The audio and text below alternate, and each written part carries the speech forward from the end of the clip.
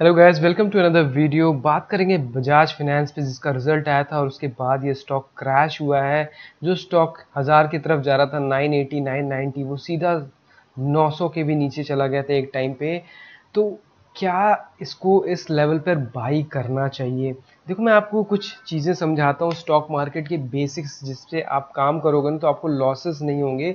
मतलब कि जो लोग बेसिक गलती करते हैं ना, कि प्राइस गिर गया तो फट से नीचे ले लिया और फिर वो फंस जाते हैं। देखो, कभी भी ना बॉटम फिशिंग नहीं करनी चाहिए।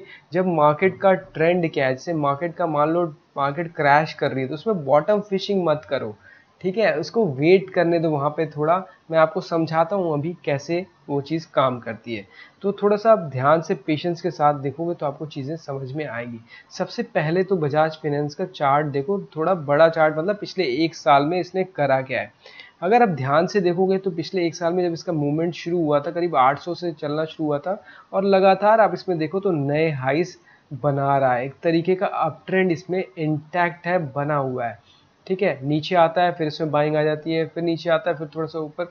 मतलब आप देखो लगातार इसमें आपको दिखेगा कि एक अप ट्रेंड बना हुआ है। 980 तक का आया, उसके बाद एक काइंड ऑफ 960 तक भी कोशिश करी इसने और फिर एक शार्प फॉल आया, जो भी रिजल्ट की वजह से आया, जो रिएक्शन आया।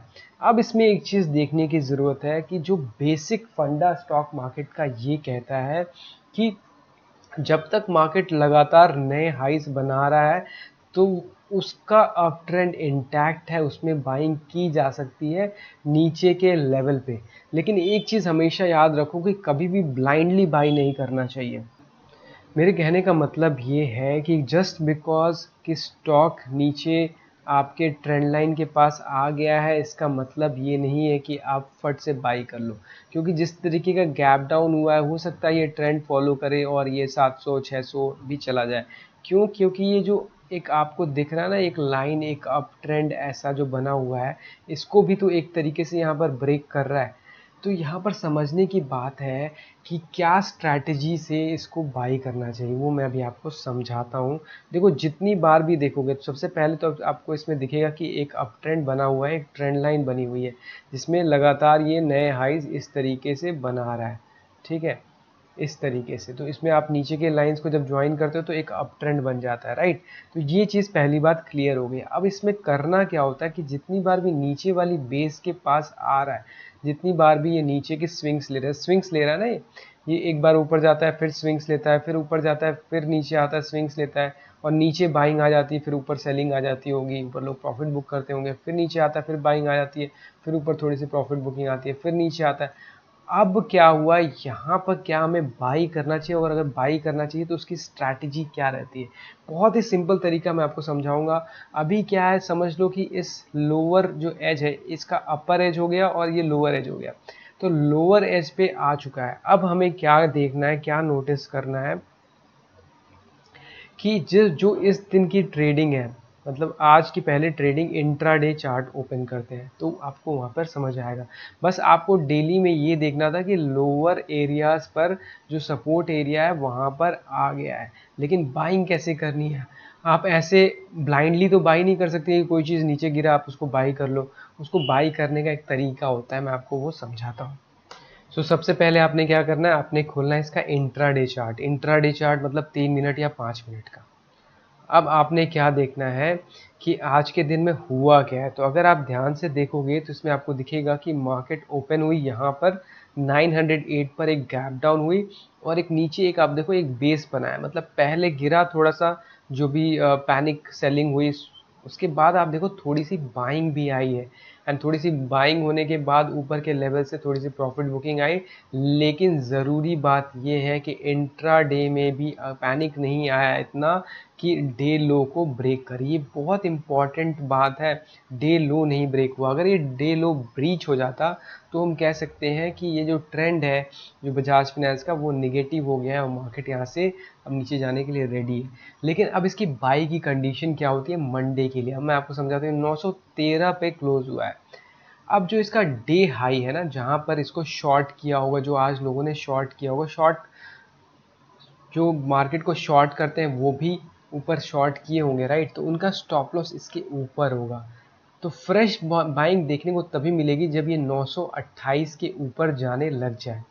देखो सिंपल सा लॉजिक होता है कि जो डे हाई है, क्योंकि इसके ऊपर क्या है, इसके ऊपर गैप है, कोई ट्रेडिंग नहीं हो रखी, तो जब 925 के ऊपर निकलने लग जाएगी, 5-10 मिनट बड़ी बड़ी कैंडल बने, तो आप एंटर करो। और स्टॉप लॉस क्या लगाओगे, 900 के नीचे, ये जो डे लो है ना, इसके नीचे आपने अपना लगाना है स्टॉप लॉस। लेकिन कंडीशन ये है कि मार्केट अगर गैप अप होती है तब तो कोई दिक्कत नहीं है, आप डे लो का स्टॉप लॉस लगा लो। लेकिन अगर यहाँ पर फ्लैट ओपन हो रही है तो इस जगह पर जाकर इसको ब्रेक कर कर 5-10 मिनट होल्ड कर रही है या 3 बजे इसके ऊपर क्लोजिंग हो रही है, तब आप एंटर करो। ये तरीका होता है अगर आपको बॉटम फिशिंग करना भी है किसी स्टॉक में। तो आपको देखना है कि इंट्राडे में जो हाई है, अगले दिन जब ओपन हो रहा है, तो इस हाई को ये ब्रेक करे यहाँ पर, और तब हम एंटर करें। और स्टॉप लॉस कहाँ लगाएंगे, डे लो के, जो प्रीवियस डे है उसका लो के नीचे स्टॉप लॉस लगाएंगे। यही लोग गलती करते हैं, लोग ब्लाइंडली बाई कर लेते हैं। आपको ब्लाइंडली नहीं बाई करना है, आपको ये देखना है कि जब न्यूज़ आई थी, देखो खराब न्यूज़ आने के बाद जो हाई बना होता है, उस हाई को जब ये ब्रेक करने लग जाता है, तो हमारा कहते हैं कि अप ट्रेंड यहाँ से शुरुआत है, शुरुआत हो सकती है। और इसमें भी कंडीशन है कि जो डे लो है वो आपको रखना है स्टॉप लॉस। सो अब चलते हैं वापस से उसी चीज़ को वापस से समझते हैं कि ये जितनी बार भी आप देखो तो एक अप ट्रेंड में आपको दिखाई देगा, राइट। इसमें एक लाइन ड्रॉ कर देते हैं ताकि आपको दिखाई दे कि कितना अच्छा अप ट्रेंड इसमें बना हुआ था। देखो क्या होता है ना कि आप न्यूज़ देखने जाओगे, न्यूज़ वाले तो आपको मार्केट से बाहर निकाल ही देंगे, इतना पैनिक क्रिएट करेंगे। लेकिन ज़रूरी है ये समझना कि जितनी बार भी ये ऊपर जाकर नीचे आया है, ये अपने जो बेस है, जो चैनल है, उसको फॉलो किया। यहाँ भी आप देख सकते हो, यहाँ भी आप देख सकते हो, यहाँ भी आप देख सकते हो। हमें करना सिर्फ ये है कि ये जो डे हाई को ब्रेक होगा यहाँ पर, जैसे मैंने इंट्राडे में बताया, तो हम एंटर करेंगे और स्टॉप लॉस रखेंगे इसके नीचे। और हमारा फर्स्ट टारगेट होगा 980, क्योंकि देखो अब जितनी बार भी स्विंग्स लेता है तो नए हाइस बना रहा है, राइट। तो इस बार भी अगर स्विंग लेगा तो हम कहेंगे कि नया हाई बना सकता है 1000 का लेवल। लेकिन ज़रूरी ये है, मैं बार बार बोल रहा हूँ कि हाई जो इंट्राडे का हाई है वो मंडे को ब्रेक करना चाहिए, तब हम एंटर करेंगे और 900 के नीचे लगाएंगे हम इसमें स्टॉप लॉस।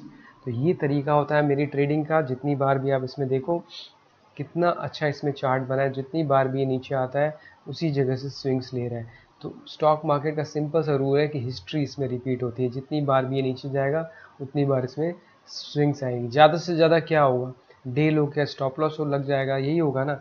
अब यही दिक्कत है, लोग स्टॉप लॉस फॉलो नहीं करते हैं। पता नहीं लोगों को दिक्कत क्या है स्टॉप लॉस फॉलो करने की। अरे आप 10 डिफरेंट स्टॉक्स लोगे, ठीक है, अलग अलग कंपनी के, मान लो आपने बजाज फाइनेंस ले लिया, आपने एयरटेल ले लिया, आपने जियो फाइनेंस ले लिया, आपने टाटा मोटर्स ले लिया, सारों में आपके स्टॉप लॉस नहीं लगेंगे।